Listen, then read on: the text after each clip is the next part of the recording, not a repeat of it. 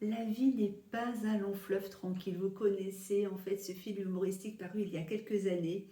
Lorsque la vie vient déposer son lot d'événements, il y a des moments où nous ne la vivons pas du tout de façon humoristique. Cela nous demande de trouver la force, les potentiels, le pouvoir en nous, les ressources pour pouvoir traverser des événements et surtout de pouvoir trouver les solutions pour nous ajuster au mieux. Ce sont des périodes de crise, que ce soit une crise conjugale, personnelle, professionnelle, des deuils. Dans tous les cas, nous sortons d'une zone de confort, de connu, pour traverser. Et la peur de l'inconnu, de ne pas savoir comment s'y prendre, est bien là. Nous sentons également que nous perdons de l'énergie, que nos émotions sont vraiment au plus haut niveau dans l'incertitude, dans les peurs, dans quelquefois les angoisses, quelquefois de la colère, et rarement dans de la joie. Trouver ces moments, dans ces moments délicats, les ajustements n'est pas simple.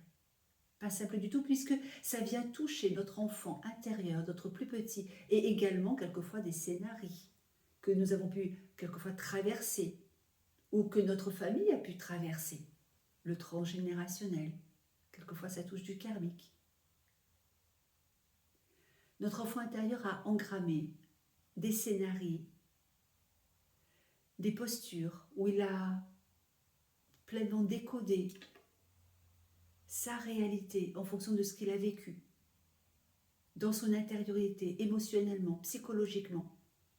Et les événements qui viennent se poser dans la vie d'adulte viennent souvent retoucher notre enfant intérieur et toutes les peurs, tous les traumatismes, souvent pour beaucoup.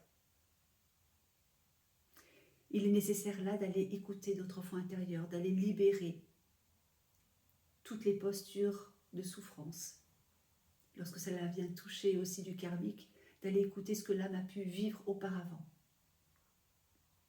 Je suis Anne-Françoise Dutu, je suis coach holistique, thérapeute de l'âme, j'ai un master en psychologie et depuis une quinzaine d'années, je canalise des informations d'autres plans par clairaudience, clairvoyance, clair-ressenti. Ces informations que je réceptionne d'autres plans viennent de mes guides, de mon âme et de l'âme des personnes que j'accompagne. Ces informations me sont transmises pour aider à traverser au mieux les situations de difficulté, de crise, quelles soient les crises conjugales, personnelles ou professionnelles. Qu'est-ce qu'il y a à comprendre? Quels sont les outils nécessaires? Quels sont les blocages émotionnels à libérer pour que votre énergie de vie reprenne toute sa place? Quels sont les objectifs vers lesquels il faut viser? Quels sont les besoins qui sont à renourrir? La vie n'est pas un long fleuve tranquille. Nous devons tous pleinement faire face, pagayer. C'est une odyssée vers soi, en soi. Nous sommes un petit peu comme Ulysse. S'ouvrir à notre monde intérieur, aller déraciner nos épines, n'est pas toujours simple lorsque l'on est seul. Cette odyssée vers soi, c'est donc aller déraciner ce qui ne convient plus. C'est remettre des graines là où il faut. C'est aller tailler là où c'est nécessaire.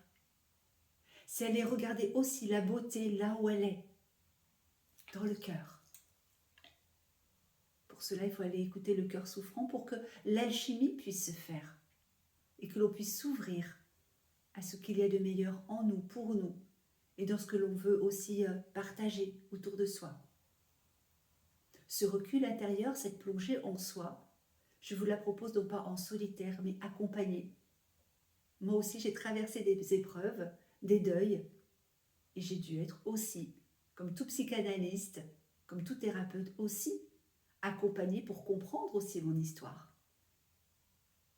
J'ai pu me former à des techniques psychocorporelles complémentaires à la guidance, à cette médiumnité qui vient aider chacun.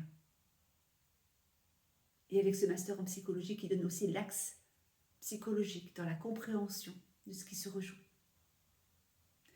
Traverser des périodes critiques, difficiles,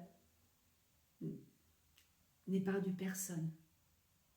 Mais nous avons tous en nous le héros, l'héroïne qui est là, qui est relié à notre enfant intérieur. Sortir de la victimisation pour aller recapitaliser toutes les ressources en soi, s'honorer, se réhonorer, retrouver la confiance en soi, l'estime de soi, de rebaliser des objectifs d'évolution avec des ordres de priorité, de recroire en soi, de revisualiser un tableau de vie qui va redevenir lumineux et se réhonorer aussi. L'Odyssée vers soi, c'est apprendre à progresser en soi pour se libérer. Se libérer, c'est donc progresser, se transformer pour mieux s'aimer. S'aimer avec un S, apostrophe et un grand A du verbe aimer. Lorsqu'on retrouve en soi davantage de paix, de sérénité, de confiance en soi, d'estime de soi, lorsque l'on a revisité et revisualisé toutes nos compétences, nos qualités, on se sent après armé pleinement, équipé pour œuvrer dans le monde et recréer en soi une vie beaucoup plus alignée, ajustée avec l'âme. Nous regarderons évidemment toutes les belles énergies que votre âme a choisies, eu égard à votre date de naissance et comment vous ajuster. Ce seront autant d'outils pour vous aider à avancer, à œuvrer dans votre vie, dans votre monde et également au nom d'un monde meilleur. Car vous aurez à cœur, avec beaucoup plus de confiance en vous et d'estime de vous, de vouloir mettre toutes vos ressources au sein d'un grand collectif, quel qu'il soit. Vous pouvez me retrouver sur mon site internet, sur ma chaîne YouTube. Je vous mettrai toutes les informations dans la barre. Je vous souhaite une excellente fin de journée. Croyez en vous. Je reste disponible pour vous accompagner.